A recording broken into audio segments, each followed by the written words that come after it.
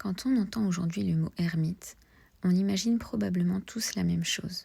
Un vieil homme, une longue barbe, une robe un peu déchirée, une grotte, une forêt ou éventuellement une petite cabane, et surtout personne autour de lui.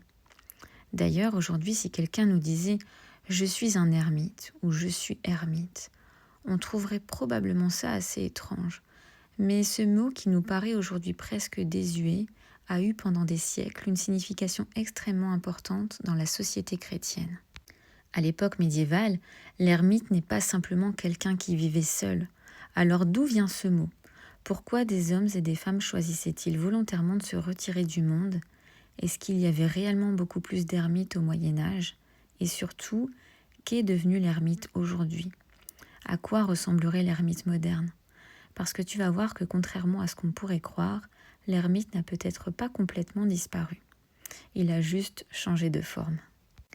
Commençons par le commencement.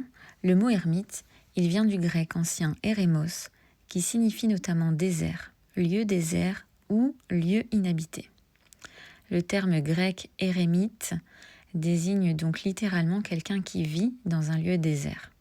Il passe ensuite dans le latin chrétien sous la forme eremita, puis dans les langues européennes. D'ailleurs, cette origine est fondamentale pour comprendre le concept, parce que l'ermite n'est pas originellement défini par le fait d'être seul, il est défini par le fait de se retirer dans un lieu désert. Et attention, quand les premiers chrétiens parlent du désert, ils ne parlent pas forcément du désert tel qu'on l'imagine aujourd'hui. Le désert devient surtout un espace spirituel, un endroit séparé du monde, un lieu où l'on peut se retirer des préoccupations quotidiennes pour se consacrer entièrement à Dieu.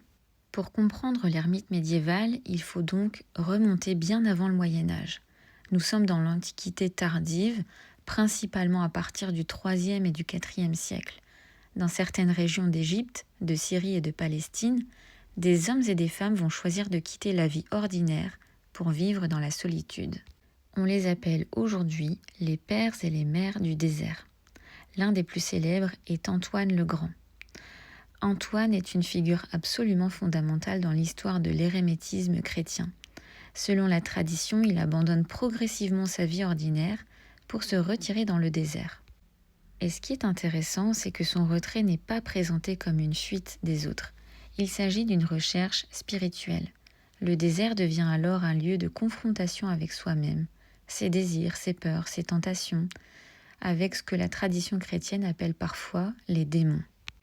Et les récits des pères du désert vont énormément influencer toute la spiritualité chrétienne occidentale.